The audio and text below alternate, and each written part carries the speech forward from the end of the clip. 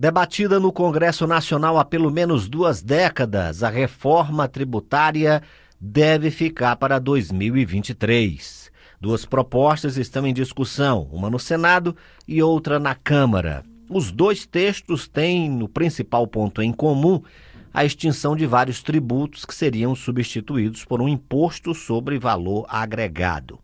Para falar sobre a reforma tributária, nós convidamos Merielbe Queiroz, professora e advogada tributarista e consultora do Grupo de Reforma Tributária da Confederação Nacional do Comércio.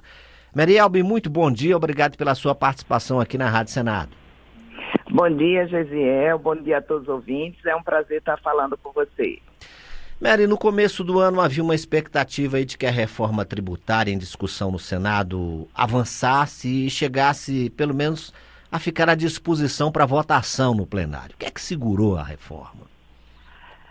Veja só, Gesiel, todo mundo quer fazer a reforma tributária para chamar de sua. Então, como você falou, há mais de 20 anos que se discute uma reforma tributária em grande escala, mas já são feitos ajustes pontuais. Mas ainda bem que não avançaram essas reformas, essas propostas que estão aí, porque elas não são boas.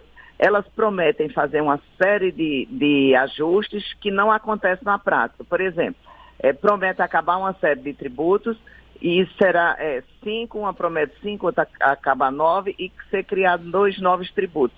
Entretanto, vão continuar os 5 ou os 9 mais 2 tributos, ou seja, durante 5 anos, vamos ter 11 tributos ou 7 tributos, dependendo da proposta.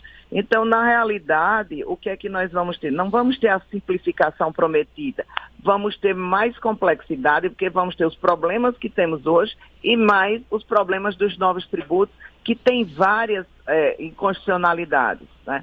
Então, veja, o nosso sistema é complexo, o nosso sistema é oneroso, nós temos um sistema tributário com vários tributos, vários encargos, várias obrigações acessórias que tornam mais caro ainda o pagamento de tributos pelo povo. Porque, na realidade, quem paga tributo não são as empresas, ninguém. É o povo que consome. E nós, no Brasil, temos uma grande tributação sobre o consumo. Então, ainda bem que não saíram essas propostas que estavam aí, porque elas não realizam o que prometeram, que seria simplificação e redução de tributos. Bom, já se fala, inclusive, existe até um ditado no meio aí dos economistas e tributaristas de que não existe nada mais permanente do que um imposto provisório, né? Coloca-se um imposto ali, isso aqui vai ser só provisório e vai ficando, e é como você acabou de falar, acaba sendo mais um imposto ao invés da retirada daqueles que estavam na pauta para sair. Você lembra da CPMF, Sim. Que era IPMF, e terminou ficando anos até que acabou, e toda hora querem criar novamente, que é um imposto fácil arrecadação, arrecada muito, e aí toda operação bancária que fizer vai incidir. Só que tem um pequeno detalhe, todo mundo paga, o menos favorecido, o mais pobre e o mais rico, porque passou dinheiro no banco, vai incidir. Mas essas reformas, elas pretendem acabar o imposto sobre o consumo, tornar menos oneroso.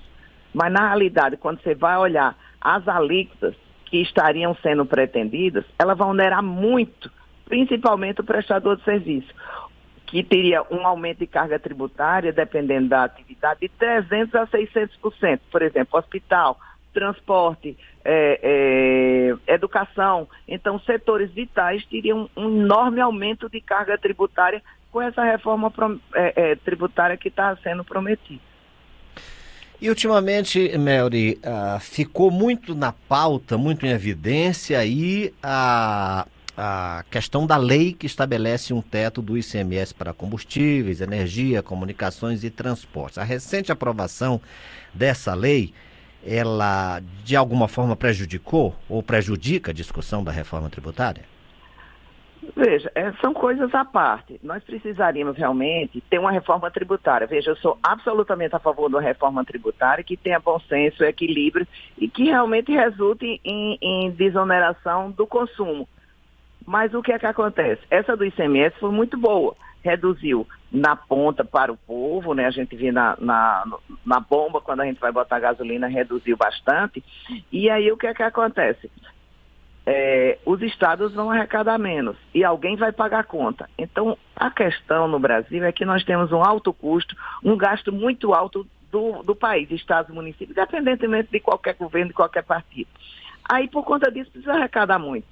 Então, veja, diminuiu combustíveis, mas alguém vai pagar a conta disso e tenho certeza, novamente, que é o povo. Agora, se ela prejudica a reforma tributária, ela é uma antecipação de alguns pontos da reforma tributária. Mas não se justifica que tenhamos 27 estados legislando sobre ICMS, 5.600 municípios legislando sobre ICMS, que são tributos iguais, né? Então, precisamos realmente fazer um ajuste para simplificar e tornar uma carga tributária adequada. E principalmente para as empresas, né? Porque é um custo que fica muito alto para as empresas, é imposto demais, alíquota demais, muitas leis e as empresas, ao invés de produzir, muitas delas estão com departamentos inteiros só tentando entender aquele cipoal de leis tributárias. Isso, com certeza, além de prejudicar a produtividade das empresas, impede que outras empresas, ao darem uma olhada na questão tributária brasileira, pensem duas vezes antes de investir no país, o que acaba sendo muito ruim, né, Melri? Com certeza não deixa de atrair novos investimentos, mas principalmente também a insegurança. Então, veja, quando você tem regras claras e permanentes, aí você já sabe o que esperar. Mas quando você tem a variação, por exemplo, a jurisprudência, os tribunais, uma hora julga de um jeito, outra hora julga de outro, alteram-se as regras no meio do caminho, então isso gera insegurança porque você não sabe, vai fazer um investimento e você não sabe exatamente quais regras daí a 5, 10 anos vão ser obedecidas.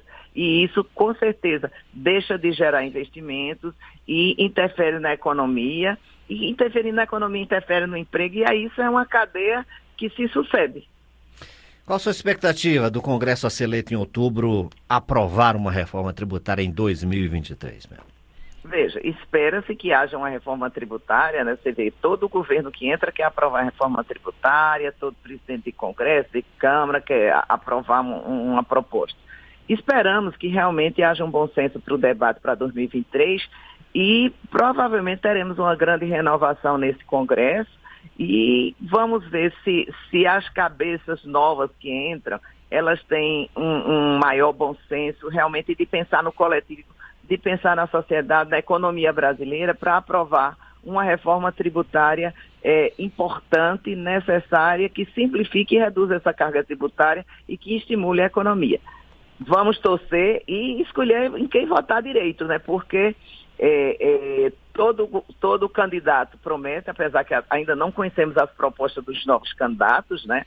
Ninguém ainda expôs o que é que pretende fazer com relação à tributação, mas vamos refletir sobre essas propostas para escolher bem em quem votar em outubro para em 2023 termos um outro cenário. Merielbe, muito obrigado pela sua participação aqui na Rádio Senado e as suas informações. Obrigado e até uma próxima. Muito obrigada a você. Bom dia.